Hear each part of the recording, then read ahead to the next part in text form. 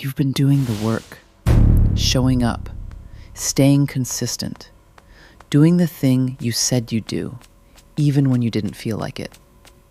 And somewhere along the way, without you noticing, it stopped feeling like anything. Not bad, not painful, just silent. Like the part of your brain that used to say, "Good job," went quiet. That silence, it's not what you think it is. And if you don't understand what's actually happening, it'll convince you to quit something that's working. This is the Discipline Experiment. 12 videos in 12 weeks. 47 projects started and abandoned before this one. This series is me testing whether I can break that pattern. Episode 8, 2/3 through. If you're new, episode 1 will catch you up. But if you've ever been consistent at something and couldn't figure out why it stopped feeling rewarding, this one's going to explain something no one's told you before. I want to be honest about something. I'm better at this than I was at episode 1. My scripts are tighter. My editing is cleaner. My delivery on camera is more natural. I know how to structure a story now in a way I genuinely didn't understand 8 weeks ago. I can see it. Side by side, episode 1 and episode 8, the improvement is real. And I feel nothing. Not proud, not satisfied, not even relieved. Just the next deadline, the next script, the next upload. I sat down last week to plan this episode, and I had nothing. Not because I've run out of ideas, but because the process that used to feel like discovery now feels like procedure. Open the doc, write the hook, build the structure, export, upload. The thing I couldn't do 8 weeks ago, I can do it now. And the reward for learning how to do it? Silence. I kept waiting for a moment where it would click, where I'd look at what I've built and feel something. That moment never came. And for a while, I thought that meant something was wrong. That maybe the work wasn't good enough. That maybe I wasn't good enough. That maybe this was the version of quitting that doesn't look like quitting, where you keep going, but the thing that made it matter is already gone. Then I found out what's actually happening. In 1971, 2 psychologists, Brickman and Campbell, published a study that changed how we understand happiness. They found that lottery winners, people who just had the best thing in their lives happen to them, returned to their baseline level of happiness within months. The high didn't last. Their brains absorbed the win, recalibrated what normal felt like, and moved the bar. They called it Hedonic Adaptation. Your brain is a normalization machine. Whatever condition it's in, good, bad, extraordinary, it adapts. And once it adapts, the feeling disappears. Not the condition, the feeling. Here's what nobody talks about. This doesn't just happen with pleasure. It happens with progress. The effort you put in at week 1, your brain rewarded that. Novel, exciting, challenging. By week 8, the same effort produces the same results, and your brain goes quiet. Not because you stopped improving, because your brain stopped treating improvement as new information. Harvard psychologist Dan Gilbert calls this affective forecasting failure. We're terrible at predicting how future achievements will make us feel. We imagine the payoff, we chase the payoff, and when we get there, the payoff has already been absorbed into the new baseline. Your brain didn't stop rewarding you because the work stopped being good. It stopped rewarding you because it adapted to you being good. Here's why this matters, and why I almost didn't catch it in time. Most people don't quit at the beginning. The beginning is exciting.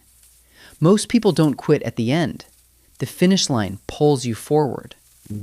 People quit in the middle, specifically the adapted middle, the phase where the effort is real, the progress is real, but the feeling of progress has been normalized away. And they don't quit because they failed. They quit because their brain told them, this doesn't feel like it's working anymore. That feeling is a lie. It's not a signal that the work stopped mattering. It's a signal that your brain caught up to the work. The adaptation erased the emotional evidence of progress, so you go looking for proof that it's worth continuing, and you can't find it. Not because it's not there, because your brain already filed it under normal. 47 projects. I've quit 47 things in my life, and I'd bet most of them weren't bad ideas. I'd bet most of them were working. I just couldn't feel it anymore, so I stopped. Now, I'm not saying ignore your feelings.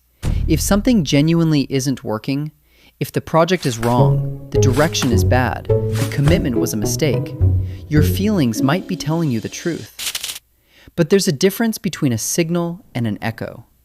A signal is new information. Something changed, something broke, something isn't right.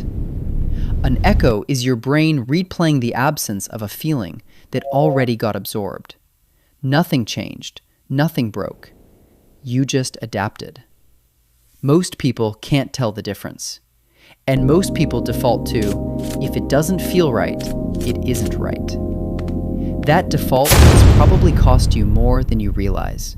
So if you're in the middle of something and the feeling of progress has gone quiet, here's what I'm learning about how to keep going anyway. Move 1. Measure it.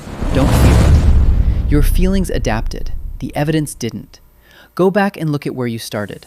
Not emotionally, literally. Pull up the first version. Read the first draft. Watch the first video. Put it next to what you're making now. The gap between those two things is real. Your brain just stopped highlighting it. I went back and watched episode 1 last week, and I almost didn't recognize the person in it. Not because it was bad, but because I'd forgotten how far the distance actually was. Your brain won't show you the progress, so you have to go find it yourself. Move 2. Stop waiting for the feeling to come back. It's not coming back.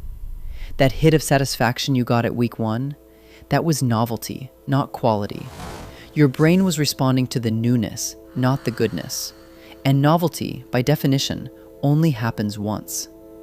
If you're waiting to feel the way you felt when you started, you'll wait forever.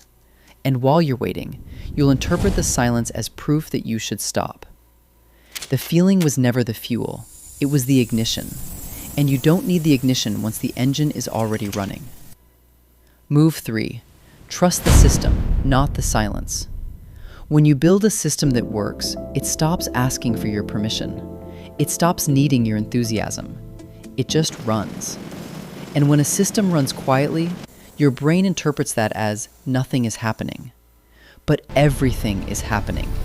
You just built something that doesn't need you to feel good about it in order to function. That's not emptiness. That's engineering. The silence isn't the system breaking. It's the system working without you having to push. Think about something you quit.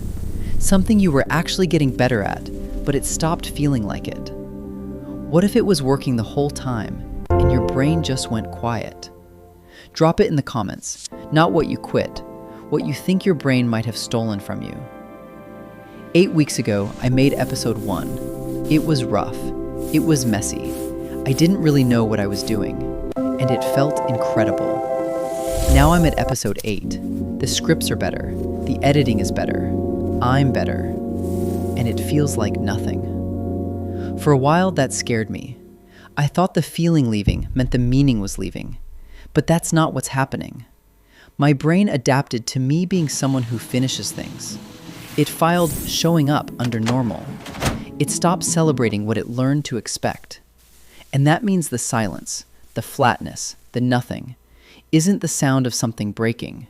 It's the sound of something becoming part of who I am. 47 things I quit, because the feeling left and I followed it out the door. This time, the feeling left, and I stayed. Episode 9 next week. 4 more to go. Still here. Still quiet.